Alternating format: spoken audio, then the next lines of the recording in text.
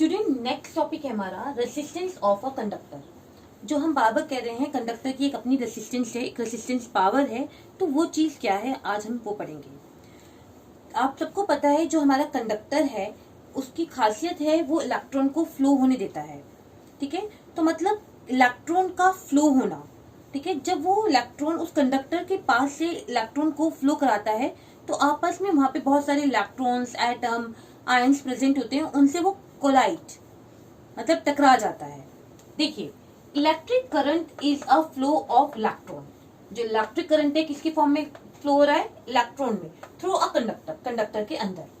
When the electron move from one part of the conductor to other part, जब electron conductor के एक part से दूसरे part में पहुंचता है, they collide with other electrons, तो वो आपस में टकरा जाता है, कोलाइड हो जाता है।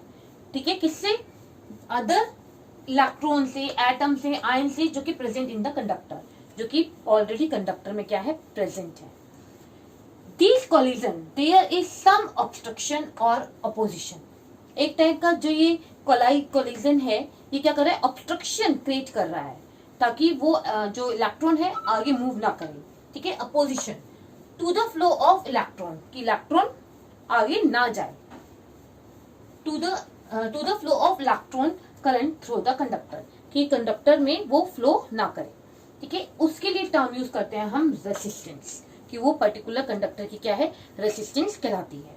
ठीक है, it is called as resistance. The property of conductor due to which it oppose the flow of current, जो कि करंट को अपोज करे, करंट के फ्लो को अपोज करे, उसको हम क्या बोलते हैं? रेसिस्टेंस बोलते हैं। रिपीट कर रही हूँ, आप सबको पता है हम एक वायर लगाते हैं, और मैंने आपको कहा है कि गुड मेटल जो होता है वो गुड कंडक्टर कहलाता है, प्योर मेटल गुड कंडक्टर कहलाता है, क्योंकि उसमें इजीली क्या हो रहा है? इलेक्ट्रॉन पास हो जाते हैं, करंट फ्लो करने लगता है। ठीक है, तो हमने ये जो चीज बताई है उसका सही रीजन क्या है कि एक्चुअली जब वो इलेक्ट्रॉन कंडक्टर के एक पार्ट से दूसरे पार्ट में पहुंचता है तो ऑलरेडी कंडक्टर के अंदर बहुत सारे फ्री फॉर्म में इलेक्ट्रॉन्स, एटम एंड आपके आयंस प्रेजेंट है, तो उनके साथ उनका क्या हो जाता है? आपस में कोलिजन हो जाता है। एक तरह से कंडक्टर जो है वो फ्लो ऑफ करंट को क्या कर रहा है? अपोज करता है। उसी के लिए हम टर्म यूज करते हैं रेसिस्टेंस। वो फ्लो नहीं होने देना चाहता इस कंडक्टर के अंदर, इसलिए उसके लिए टर्म यूज करते हैं हम रेसिस्टेंस। ठीक है, resistance of the conductor is numerically equal to the ratio of the potential difference across it and to the current flowing through it. Same वही चीज, दो पार्ट है, यहां से यहां तक का करंट फ्लो करना। ठीक है, ratio of the potential difference across the two and to the current flowing through it, ताकि उसमें करंट फ्लो कर सके, उसके लिए हम टर्म यूज करते हैं resistance. Resistance of the conductor depends on, जो आपका रेसिस्टेंस है उस पर बहुत सारी चीजें डिपेंड करती हैं, कि उसी के थ्रू आप अपने न्यूमेरिकल्स इजीली निकाल पाएंगे, जैसे कि उसकी लेंथ, उसकी thickness, nature of material and temperature. Suppose कीजिए, पहले हम बात करेंगे लेंथ की। जितनी ज्यादा रेसिस्टेंस की लेंथ होगी उतना ही ज्यादा क्या होगा? रेसिस्टेंस होगा। मतलब जितना लंबा रास्ता होगा तो इलेक्ट्रॉन को यहाँ से वहां तक पहुंचने में उतना ही ज्यादा टाइम लगेगा, क्योंकि ऑब्स्ट्रक्शंस आ रही हैं। इसलिए उन्होंने कहा जितना लंबी आपकी वो वायर है उतना ही ज्यादा रेसिस्टेंस वहां पर क्रिएट होगा। जितनी शॉर्ट होगी उतना कम होगा, जितनी छोटी वायर होगी उतना ही ऑब्स्ट्रक्शन कम होगा। थिकनेस, थिकनेस का मतलब अब आप सोच लो ब्रेथ है। ठीक है, जितनी ज्यादा थिकनेस होगी उतना ही रेसिस्टेंस कम होगा। नेचुरल है, अगर नैरो होगी रोड तो उस पे आप देखोगे ना कि निकलना मुश्किल होगा, ऑब्स्ट्रक्शन ज्यादा होंगी। जितनी ज्यादा थिकनेस होगी तो इधर से निकल जा, मैं इधर से निकल जाऊंगी, है ना, होता है ना। तो वही उन्होंने कहा जितनी ज्यादा थिकनेस है उतनी कम रेसिस्टेंस, ऑब्स्ट्रक्शन उतनी कम होगी। जितनी कम थिकनेस होगी उतनी ज्यादा ऑब्स्ट्रक्शन होगी। ठीक है, आप ये समझो कि एक नैरो रोड है, ठीक है, उस पे कोई चल रहा है, उधर से भी कोई आ रहा है, इधर से भी चल रहा है, तो ऑब्स्ट्रक्शन ज्यादा होंगी।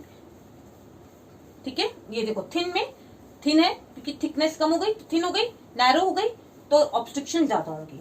जितनी ज्यादा थिक होगी उतनी ऑब्स्ट्रक्शन कम होगी। नेक्स्ट है टेम्परेचर। जितना ज्यादा टेम्परेचर होगा उतनी ही रेसिस्टेंस ज्यादा होगी। मतलब टेम्परेचर बढ़ेगा तो ऑब्स्ट्रक्शंस भी बढ़ जाएंगी। तो लेंथ उसकी ब्रेथ और उसके टेम्परेचर पर डिपेंड करती है। रेसिस्टेंस के लिए जो एसआई यूनिट है वो है ओम, क्योंकि ओम ने हमें क्या दिया है, हमें ओम लो बताया था, जिसका मतलब था V equal to I R. ठीक है, तो आर क्या होता है हमारा V अपॉन आई। ठीक है, तो उन्होंने बताया था, उन्हीं के नाम पर यहाँ पर क्या उनका सब यूनिट दिया है, ऐसा यूनिट दिए, ओम दिया है।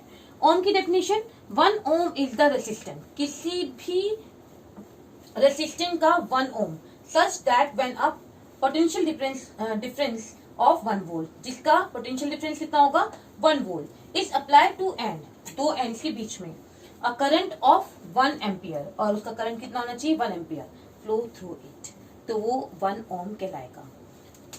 ये भी इंपॉर्टेंट है। ठीक है, 1 वोल्ट, 1 एम्पियर, 1 ओम, तीनों डेफिनेशन इंपॉर्टेंट है। और अगर आपने तीनों डेफिनेशन लर्न कर ली तो आपका अगर वोल्टेज आ गया तो आप वो लिख सकते हैं, करंट आ गया तो आप एम्पियर वाली लिख सकते हैं, और ओम आ गया तो आप रेसिस्टेंस वाली डेफिनेशन लिख सकते हैं। तो आपको ये एक एक लाइन की डेफिनेशन जरूर लर्न करनी है। रेसिस्टेंस का मतलब आई होप आप लोगों को समझ में आ गया होगा, और ये किस पे डिपेंड और क्यों डिपेंड करे ये भी आपको समझ में आ गया होगा। जितनी ज्यादा लेंथ होगी उतना ही रिस्ट्रिक्शन ज्यादा होगा, ऑब्स्ट्रिक्शन ज्यादा होंगी। जितनी कम होगी लेंथ उतनी ऑब्स्ट्रिक्शन कम होगी, जितनी थिननेस होगी उतनी ही ऑब्स्ट्रिक्शन ज्यादा होगी, जितनी थिकनेस होगी उतनी ही ऑब्स्ट्रिक्शन कम होगी। जितना ज्यादा टेम्परेचर होगा तो मतलब समझो बहुत सारे रोड पर उतर आए हैं तो ऑब्स्ट्रिक्शन उतनी ही ज्यादा होगी। और जो आपका रेसिस्टेंस है उसको हम किससे डिनोट करते हैं, ओम से डिनोट करते हैं। तो 1 ओम क्या है कि उसमें जो पोटेंशियल डिफरेंस है वो 1 वोल्ट होना चाहिए, एक पॉइंट से सेकंड पॉइंट तक, एंड करंट कितना फ्लो करना चाहिए 1 एम्पियर, उसको हम बोलते हैं 1 ओम। Thank you everyone.